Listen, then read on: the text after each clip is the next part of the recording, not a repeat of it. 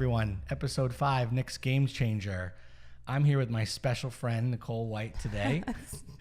She's my special friend. Special. Uh-oh. Nicole is a real estate and marketing expert and professional, multiple businesses, grew up on the Connecticut shoreline. I did. Welcome to the show. Thank you for having me.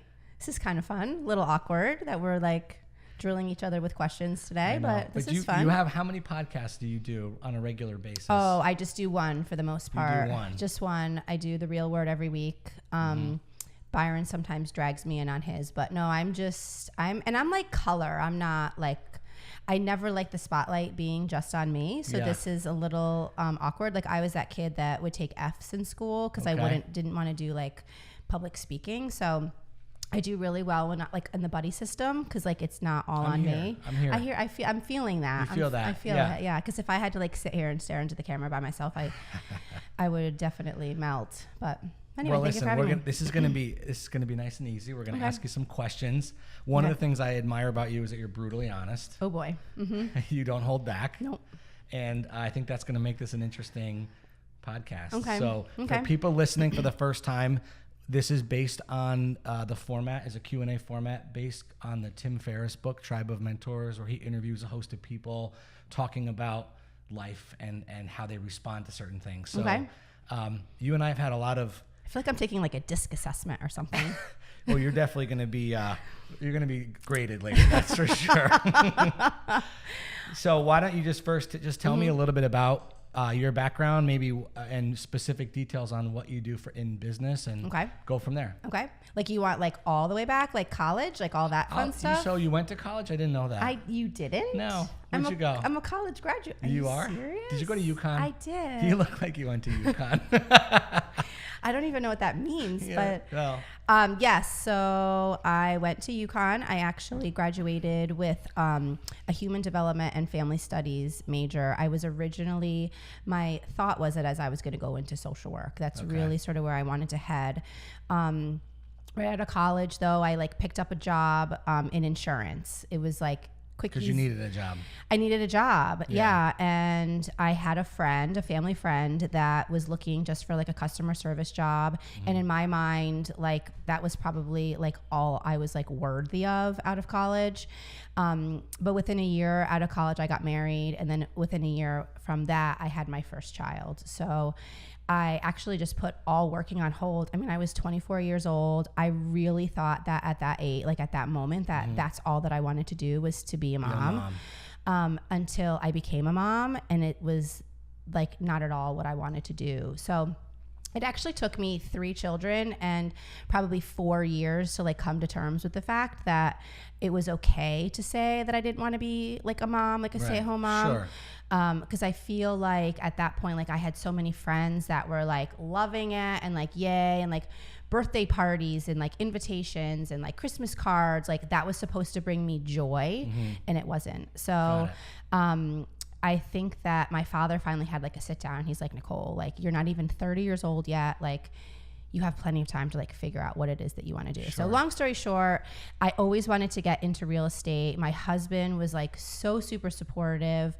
I think mostly because he loved his job, and like I always gave him a really hard time for not being around. And that was mostly because I was so miserable. Got it. So I think he was just like, okay, lady, like find what it is that you want to do. Yeah. So got into real estate.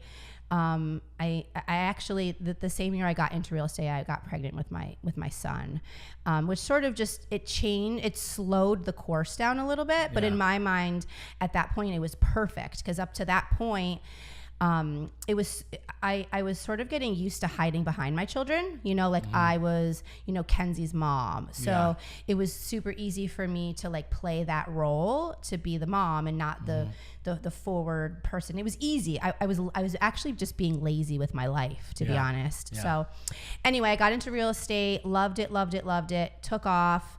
And then, like 5 years in, like, obviously social media and marketing was changing, and sort of started like almost like spidering off into so many other like avenues. So now I run marketing. I guess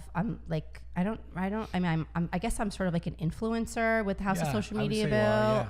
Obviously still very much doing real estate. It's like, it's what I love. It's really what has brought me to where I am, just in terms of meeting people. And I mean, it's such a fun, kind of like how even we met too, yeah, through absolutely. real estate. Yeah, definitely through real. I mean, you meet all walks of life. So that was a really long sort of synopsis, but that's how I am where I am right now. You said a couple things that are pretty interesting that Okay. I want to kind of go back to before we get into question one. Okay. You mentioned about I have how like knee sweat. how you have knee sweat. Yeah, like it's like I'm a little nervous. See, this is why I love you. So Knee sweat. Like when I stand up, like the bottom of my dress is no gonna one's be going to like, see that. It's no, fine. but There's a everybody table else here. in the room will. Go ahead. So you talked about how when you had your son, you slowed the course down, and I think that we probably oftentimes put a mental track of like an expectation of how things should happen. And right. so you didn't necessarily, maybe you didn't know the course that you were on, but so did you? You knew you wanted to be in real estate, and then that was a curveball. So it was a curveball, but in all honesty, I think like most of the people do in this world, you make excuses. Yeah. So when I had my son, it was like a great excuse for me to like, oh, well, I got my license, but now I'm pregnant, and like no one wants to work with the pregnant lady. And then, when I had my son, it was all excuses like, oh, Nicole, like have you done any deals? Like, no. But like, that's because I have my son. Yeah. Right. I mean, obviously I had at that point 3 children. children. Yeah. But it was still very, like, it was all excuses, like 100% excuses. It was such an easy thing to fall back on, but it was also because I was like so much out of my comfort zone. Right. I was raised by 9-to-5 workers. My husband is a 9-to-5 worker. Yeah. So obviously like sort of generating business and making yourself go to work was something that I was not at all like accustomed to. Sure. Although I knew that after being a 9-to-5 worker in insurance, I knew that was definitely not what I wanted to do. But again, it was all like, it was confidence. Like I had zero confidence. Yeah. Again, like I said before, I was like hiding behind my children. So in my mind, it wasn't a curveball. It was just like a safe place to land and like use as an excuse. Yeah. It's interesting because I never knew you that way. I met you, and I know the Nicole now that I see now is the one that I always knew. So just to hear you describe yourself, you really have transformed into who you want to be. Absolutely. Which is wonderful, which is proof that, you can make what you want to make of this world. Well, and that's what's so cliche about it, because I have to say, so I mean, there's many things along my path, which when you go through all these questions, how I got here, because it's not just that got me to where I am now. Yeah. But I do 100% like wholeheartedly believe that like each step that I took, like I needed to take them. Got it. Like I had to process them. And I'll be honest, it's so funny because even like Byron, my partner, he'll ask me like, Nicole, like what's like your 5-year goal? Like what's your 10-year goal? And it's so funny because I'm so apprehensive about even doing that now, because if you had asked me 5 years ago, like what I wanted to do, like this would not have been in the plan. No, I mean, none of this would have been in the plan. Yeah. So I try really hard to keep myself like a little bit more like, I mean, obviously like I want my children to be happy, and like I want like college funds to be filled, but I try to keep myself a little bit more like palatable, like so that I could just like kind of like react and figure out like where I'm supposed to be going next, because it's been very interesting to say the least. I'm gonna start now with question 1, but it's not the question 1 that you think is question 1. Okay. The first question is, are you a planner? That's a very interesting, I'm a planner in my own way. Okay. Like when I got pregnant, I needed to know what I was having. Okay. So I set really high expectations on myself and on others, which obviously always sets me up for disappointment. Yeah. But I also do need to I need to plan things out so that I can manage my own disappointment and sort of manage my own expectation. I mean, like that's my job every day, right? Is to manage everybody else's expectation, but I work like really hard trying to manage mine. So I'm a planner in the sense that I'm planning like my moves. I actually even try to plan out how other people are going to react, because that actually really dictates how I then take on something, or how I behave, or what I do. Sometimes, a lot of the times, my husband hates it too, I say yes to a lot of things just because it's easier for me to manage like that by me taking on more, you know, than saying no and disappointing you. Right. So, but I'm not a planner in the sense that if you were to look at my calendar right now, you would have no flipping idea what I'm doing tomorrow. But I do, like in my head, like I know what I'm doing, but I'm not like, I don't have, and I wish I was. I wish that I had, here's how I'm going to get to where I want to go. Right. I don't have that. Got it. But It works for you though. I mean, it's working. Psycho crazy planner. It's working in the head. I don't know. Well, so far it has. So far, we'll see what happens next. So if you could name 3 words that describe you for question 2, what are the 3 words and why? So this one I actually threw in my kids because I was curious to see what their 3 words were for me. Yeah. My son Nate, who's 8, again, he's sort of been like my co-pilot through my career.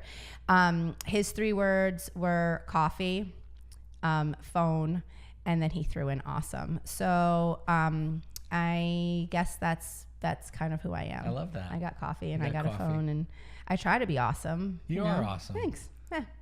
But I don't really have 3 words that describe me, because I feel like the way that I feel about myself is very different from the way that people perceive me. Because in my mind, I'm extremely shy, to the point where I think people, in my mind, think that I'm like kind of a bitch, but it's really more just because like I love you. I'm sorry. You're great.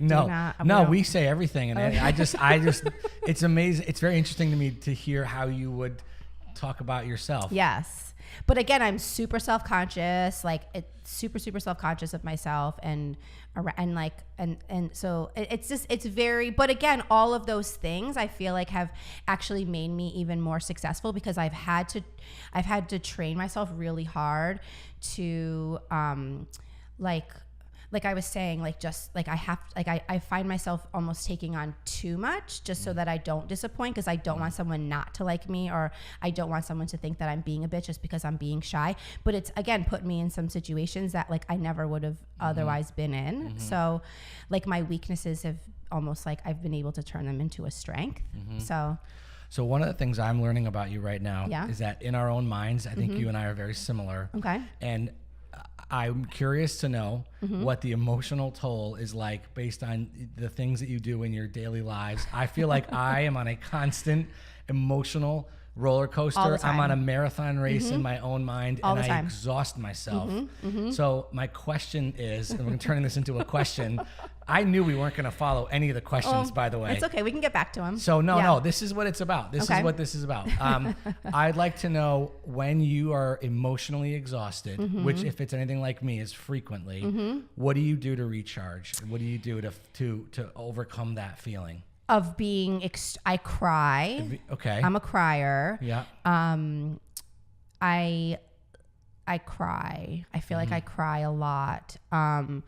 I try to actually let my children see me cry, because I want them to learn empathy, but I also want them to know that it's okay to feel overwhelmed. And the wonderful thing about having obviously friends and family around you is that they can help you. Yeah.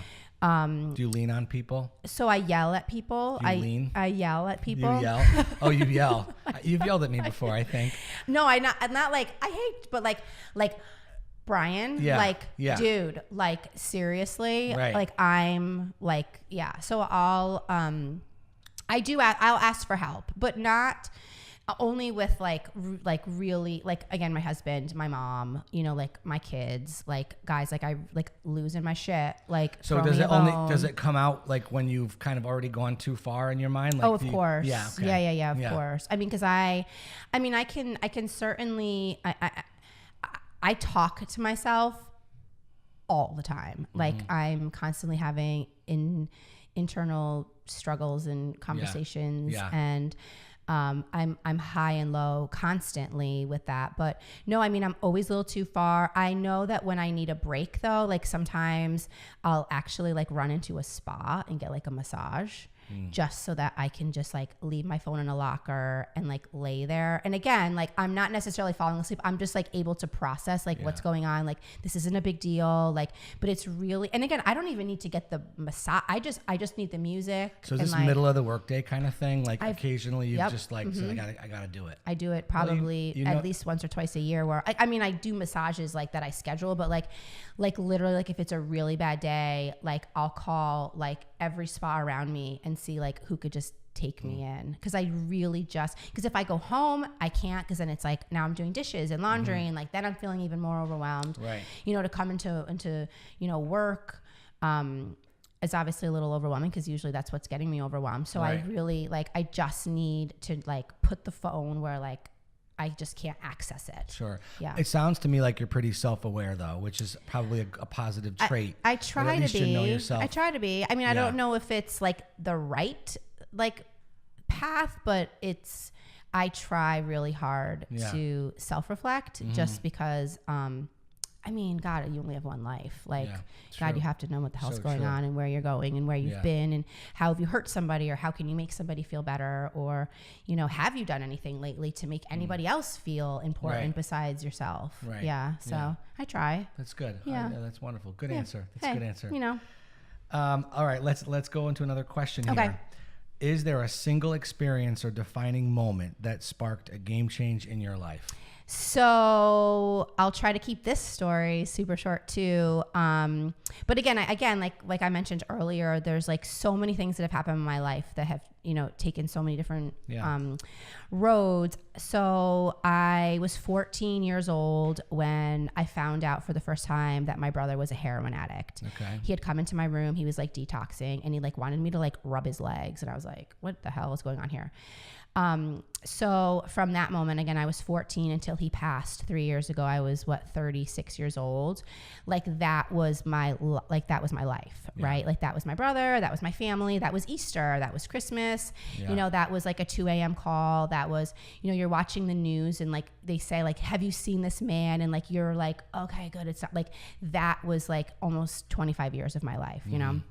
Going into jail, helping my mom. Like my parents ended up divorcing because it was like, it was such like, it was heavy. It was, and my brother and I were really close too.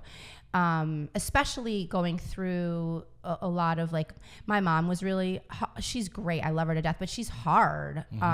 So like he was sort of my confidant too, like when it came to like her. Yeah. So I think that the biggest game changer for me really was only 3 years ago when he did pass. Yeah. Because so much of my life was lived in fear. Yeah. Like, is something going to happen to him? Or what can I do to save him? Or again, like I used to hate having holidays because like he would be laying on the couch like sweating or, oh my goodness, like there's like 4 bottles of vodka missing. Like my brother must have taken it. Or, you know, he would rob us, you know, and use the money. Sure. So when he did finally pass and like I survived like that was my greatest fear was him passing, not having a brother. I mean, that's all that I had was him. Right. So when he passed and like I was still here, and like I was okay.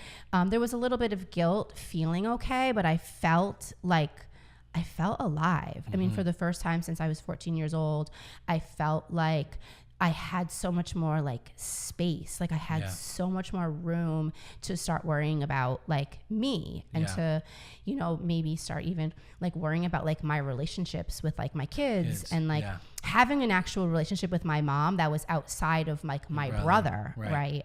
Cause everybody would always call me like, hey Nicole, like how's your brother? And like, it would just be like, I'm not his babysitter. Right. Like if you really care about him, like call him. Right. Yeah. And that's actually, so he passed away a few days before Christmas in December. And then that February is when I actually started the House of Social Media built. Like there was like finally like enough room in my life to like start like, and it's funny, there's that saying, what is it? Life begins at the end of fear. And it's super cliche. And like, I feel like I see it everywhere, but like every time I see it, like I just want everybody to like feel that, like know that. And like, I Sure. try really hard to like teach my kids that too, because I see like self-consciousness and fear in them, but I'm like, no, really, like life is so much better. It's so brighter and like shinier, like on the other side of fear. Yeah.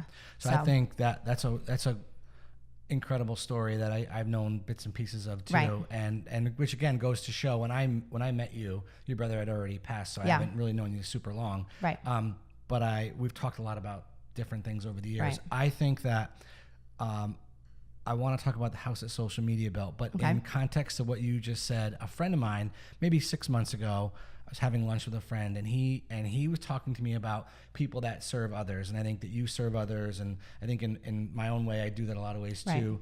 And he said, there's 3 words I'm going to tell you, and it's going to change your life, and you're going to say it every day when you wake up for the rest of your life. And I've done it, and it's 3 words, and it's I count too. Right. I count too. So I can really be the best of everything to everybody else, but in order to be the best person for everyone, I got to take care of myself. Absolutely. And that. And I would be petrified. I don't want to answer these questions that I ask other people all the time. I don't want to. But if I had to share one thing that I count to is literally what I say when I wake up in the morning every single day. That helps me be a better person to help everybody else. Right. And to make the hard decisions and to do the things that are unpopular but are Right. right. Absolutely. If you just start saying that, it's really going to make a change. And it sounds to me like that was without any very formal fashion, that's like what you did. Oh, absolutely. I mean, without sounding like super like selfish and like self-centered. Well, that's the issue though. It is. You don't want to feel that way. Because I feel like so much of my life was like, what about me? Like, I remember even one time my father, because I have a stepsister, that's a few years younger than me, and like she sort of has her issues, like my brother obviously had his. And I remember like there was one time my father was like, you know, Nicole, like you're the forgotten child, like I never need to worry about you. And I remember being like, well, F you. Like then like what about me? Like where like you were just like, you're almost like so desperate for like attention, but like you also know that like you can't be like completely irresponsible and ridiculous about it, because like I'm not gonna go on like benders, like that's just like, I mean, I'm just way too much of like a control freak to even feel like I'm out of control of something. Sure. But like it's so true. I mean, you absolutely, and I think that I'm actually going to process that and probably maybe start using that in the mornings too, because it is. I mean, it's super powerful. And I think what's the most important there though too, because I was saying to you before, like I always was saying like yes, because I didn't want to hurt your feelings. Correct. And it's easier for me to like take on more. Right. But like, it's okay to just say no without there being an explanation though. That's right. Too. Like you don't like, no, like, my mom said to me recently, stop explaining yourself to everybody. Yes, because then you're almost like you're making it worse you just want to like, I'm so sorry that you don't like me anymore. That's right. But like they're just like, we just wanted to know if you wanted coffee. Like, you know, but similarly, I've been told too, like when you're the reliable one, the one that people don't have to worry about. You create that, right? Oh, well, you created it yourself. Well, and that's why I'm going and getting massages, because there's just some times where I'm like, I legitimately can't even decide if I even like blue or green right now. Like you feel like the world is like on you, and everyone is relying on you, and everybody is like waiting for you to give an answer. I mean, some of that I feel like is like is my own fault though too, because like a lot of times you keep on taking tasks on, and people just think you can, like, because again you don't want to say no. But yeah, no, absolutely. I mean, it gets super overwhelming, and you literally want to like, you would rather be the one napping on the couch during Christmas. Right. That's right. We never are. Okay. You mentioned the house that Social Media Built. Yes, we're there. And I'm hoping that you will consider distributing this to some of your followers or on some of your social media, since you are quite the influencer. And I admire that about you. Thank you. Actually, when I did meet you though, you had never been in front of a live stream. You had never really been on camera, and it was just like when you were starting. And I remember having that conversation with you, and you really come a long way. So I've come a really, really long way, and it's really just doing it. I mean, it's just doing it. I remember my very first video. I think I still have it on like one of my older phones. It was like a 30-second video of me just like announcing. So the house Social Media Built, if I can real quick to your followers. Let's do it. Sure. we flip houses, and on Facebook and on Instagram, we put out 3 options for our followers to vote on, and whatever gets the most votes goes into the house. Right. So this was 3 years ago, maybe February 3 years ago. So what was that? 16. I'm sorry, 16. Anyway, regardless. Yes, 16. Because actually our very first social media party popped up on my Facebook. It was yesterday, 3 years ago. So anyway, what were we talking about? Oh, the videos. So I do now, a video is very much a part. I think we're doing on How Social Media Built at least 2 to 3 videos a week that we're putting out on social media. And my very first video, I think it took me 3 hours and probably like 100 takes to finally have the content that I felt was worthy enough for me to be like, hi, I'm Nicole Way from How Social Media Built. The winning front door color is like, and that's all I had to say. Yeah, well, no, listen.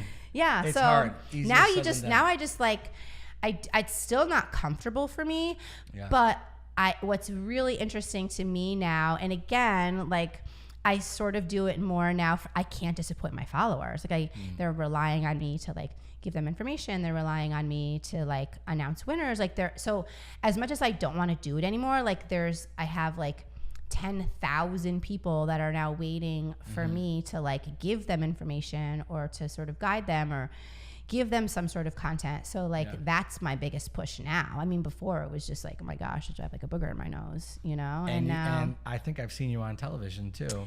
We are on Fox 61. Fox 61. Yes. So that's fun. So that's like a whole new partnership. So now there's like commercials, and I don't do well with lines. Like if someone tells me what to say, I don't, that's not high on my list. So I'm again, but that's like, I've got to like adjust and figure that out, because that's the next step. So that's been a little bit more difficult for me, is to be a little bit more pitchy, because I don't find that I'm like, I don't pitch people. Like I don't pitch, like I'm not like, I guarantee it, you know. Yeah.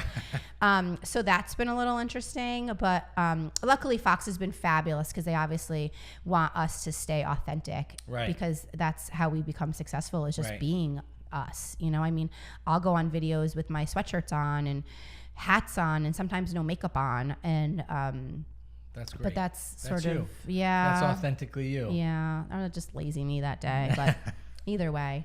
So you're telling me that you came from, how long have you been in real estate? How long have you had your real estate license? I got it in 10. So it's 9 years. 9 years. Yeah. So 9 years ago, you were young mother, 3 kids. I was like 29. Afraid to do anything outside of the house, and you've overcome some personal things, like we all have. Yep. And now you are a social media influencer. Travel all over the country.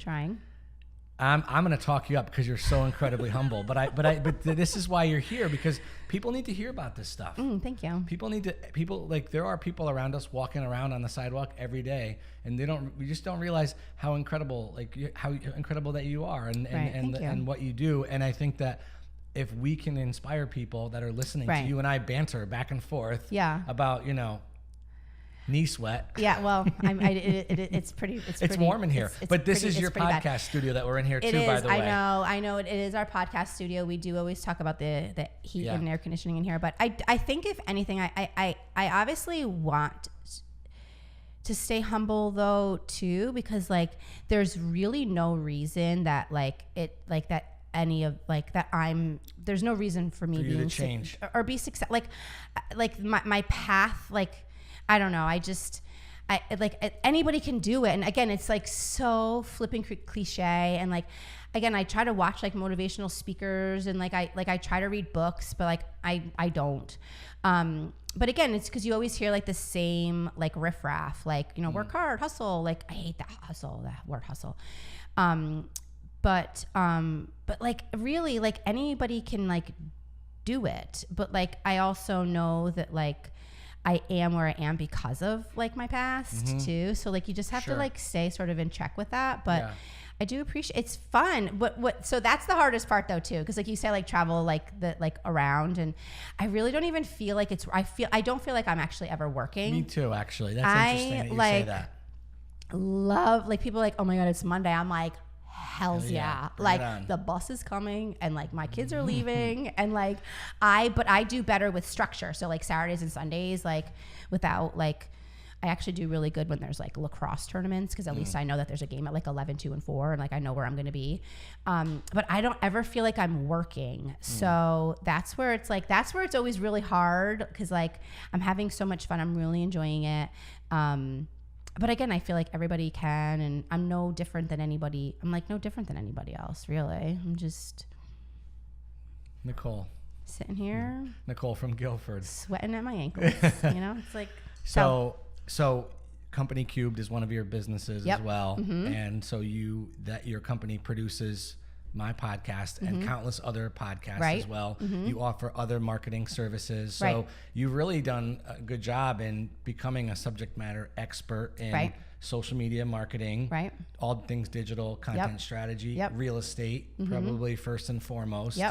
And House at Social Media Belt being a really great idea that, you know, from what we've talked about, and you did a house for St. Jude's in Texas. So your influence is definitely growing, and I hope you're proud of that. You should be. Give yourself some credit. I am. I mean, obviously, you always wake up and you're like, how much long? I mean, we've talked about this like recently. Like, how much longer does it last? Yeah. I think what's so amazing about like the age that we live in now is like there's so many opportunities to do like, and it sounds silly because I would never tell my son to like, hey, yeah, you're good at watching like Looney Tunes, so like that should be your job. But there's so many opportunities where like as soon as you like figure out not just like what you like and enjoy, but like what you're good at, like it's so easy for you to sort of dig your teeth into it and then like turn it into something. Can I refine that a little bit? Because I think no, it's good because I think that people get hung up in this a lot.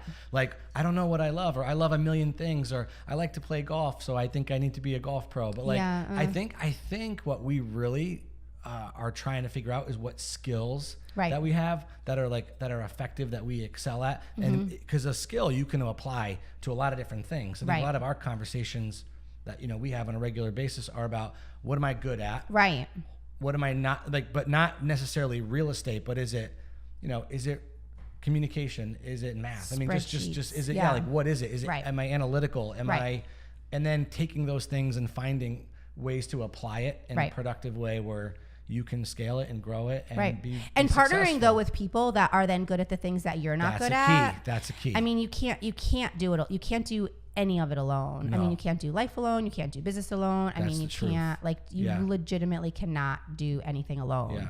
And I think the moment that you like surrender to that and just accept the fact that like you really just, I mean, I do believe that I'm good at most things, but kidding.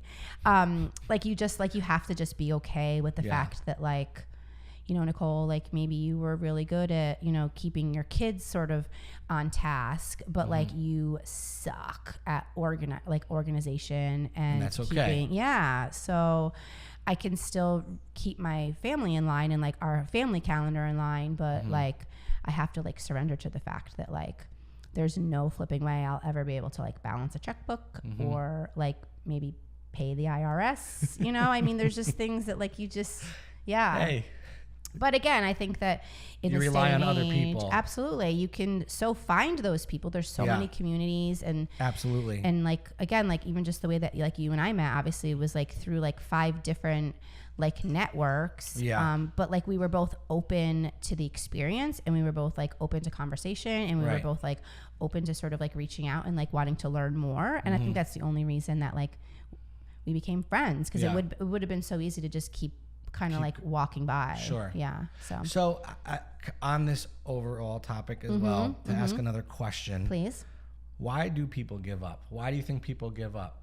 Well, again, I think I think we're kind of going full circle because again, it goes right back to like my son, right? When I had my son, I think it's all like excuses. I think it's very easy to throw out an excuse. I mean, I can come up with 9 million excuses every single day. Like, oh, I have like really bad allergies.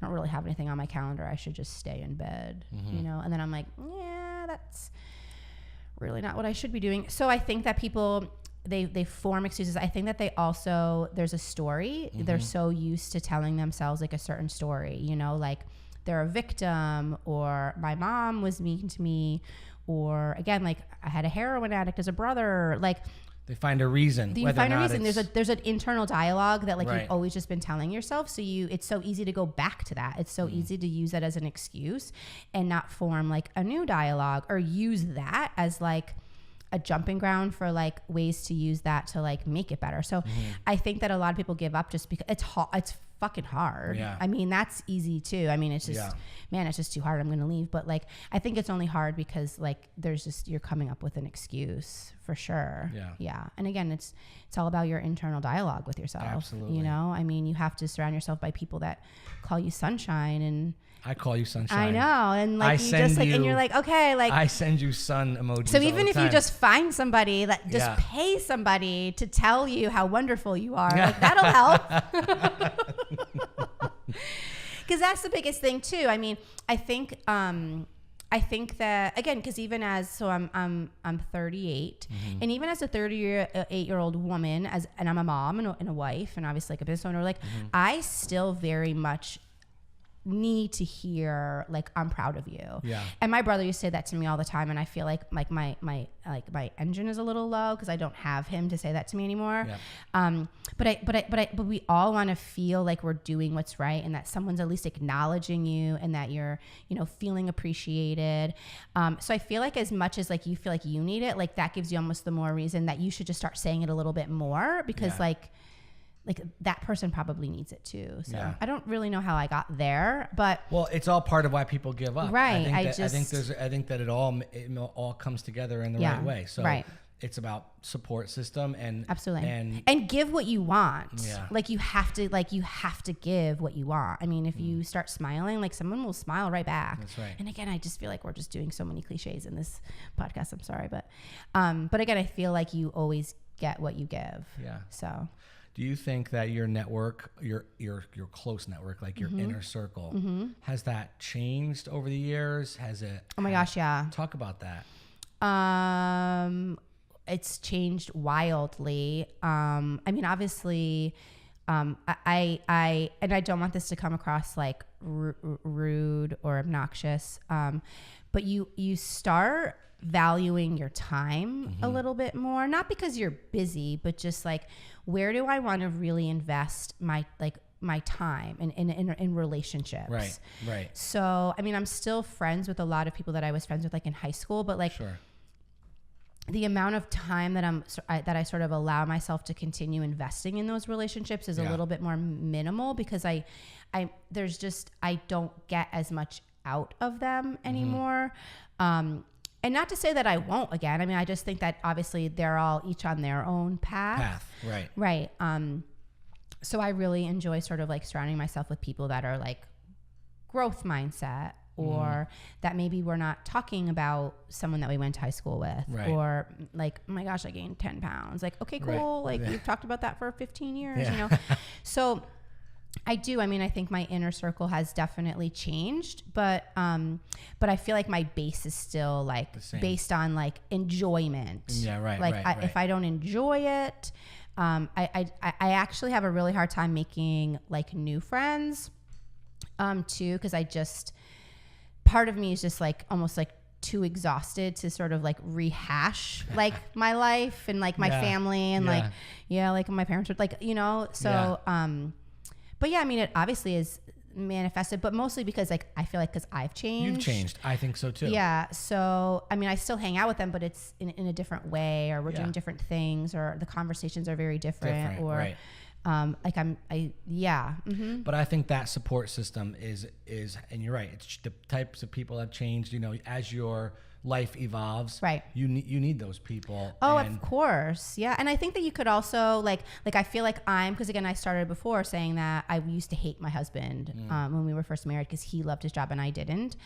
And I actually made him sort of like quit a lot of things, like sacrifice things, because you need to be here. Like, why are you? But now now I can be much more supportive of him, right? Because like I'm fulfilled, and like and like it's that in itself is so like freeing too, because now I know that I don't need to rely on him to make me feel good, even though when he was home, it wasn't necessarily making me feel good, you know? That was a good course correction on your part, though, because that could have led to resentment Oh and, my gosh. and a myriad of other things. And then if he resents me, I mean, I wouldn't necessarily blame him, right, well, you it's know?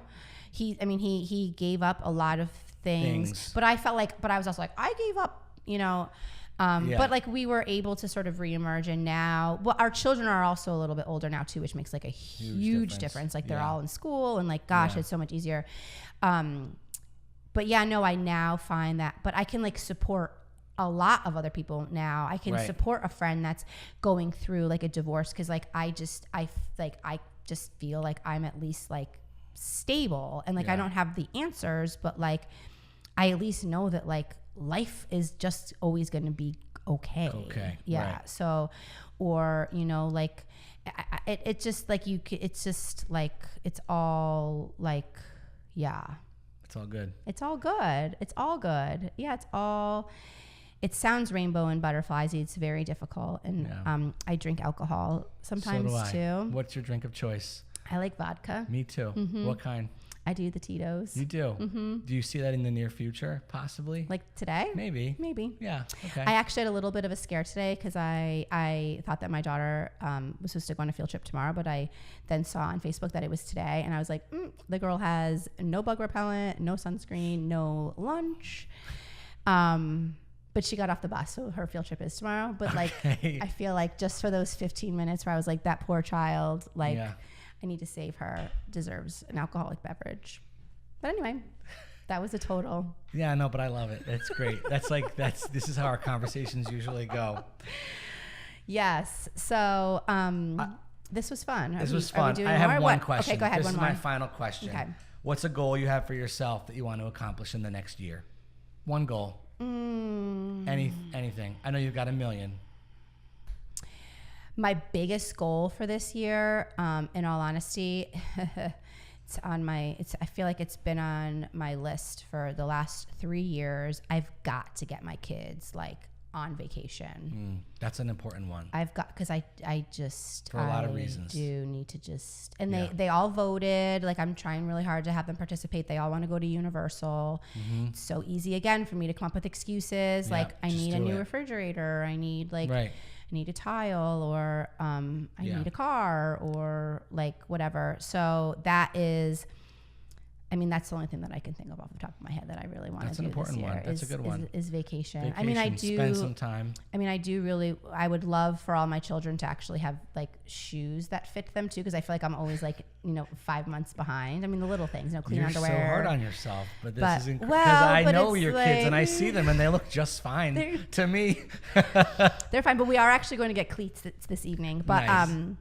Yeah, vacation. I definitely got to get them on vacation. I mean, even just for myself. Like, I'd love to. Yeah, for a lot of reasons. Childhood memory, though. I mean, it's time for you guys to spend together as a family, which is important. And it is. I think about the vacations I went on when I was a kid, and it's important. So it gives you perspective. Yeah, I kind of want just like sunshine. But that's Disney you anyway. To distract them. You are the sunshine, so it's wherever you go. So thank you for being on the podcast. Thank you for having me. This was fun. I feel like we could like keep going. Maybe I'll be on episode 6. We could talk forever, but we're going to continue on. Every episode I talk about a local coffee roaster. Let's do it. I saw we have Willoughby's here. We have Willoughby's here, founded in 1985 by Bob Williams and Barry Levine. I don't know either of them. I just read about them on their website. So where did the Willoughby's name come from then? Is it a combination of names? I don't know that. I was trying to figure that out myself. No, I did the research. Yeah. Maybe somebody at Willoughby's will let us know. They have multiple locations. They have 2 in New Haven, 1 in Brantford, and 1 in Madison. Yes. So we're both drinking Willoughby's coffee. So I changed my. This is just because I'm a coffee fanatic. There's really no other reason. I like to talk about. I love it. Coffee, and I also changed early on in this podcast career, my long podcast career. It's been a great career, episode 5. Yep. Yeah. They have to do their own roasting in house, so they actually roast in Brantford. Fresh small batch roasting, and they distribute it out across their locations. Wow, you're intense. I'm into it. You know, it's but it keeps me going. He made me fold my paper down too, because I ripped the corner. So he has rules. This Nick. That would have really bothered me the whole time. This Nick has a rule here. So the one rule is I don't want to be a guest on the Game Changer. podcast. So we have a roasted coffee. Corners have to be straight. Yes. And you're not going to be a guest. No. And I think I looked at my phone only 2 times, and I'm going to start shaking. Oh, I actually moved mine. You did? There. I noticed that. I moved it. I was trying to give you my full attention. I didn't even realize that I didn't have yours. Well, next time. You just peek over, like I you peek say, over. glow. Yeah, I do. I saw it. I checked. I feel like there needs to be an episode where we ask you some questions. Well, we can work on that. Okay. In the meantime, Nicole Okay. White, thank you so much. Thanks for I having appreciate me. it. You're the best. See you guys. Bye.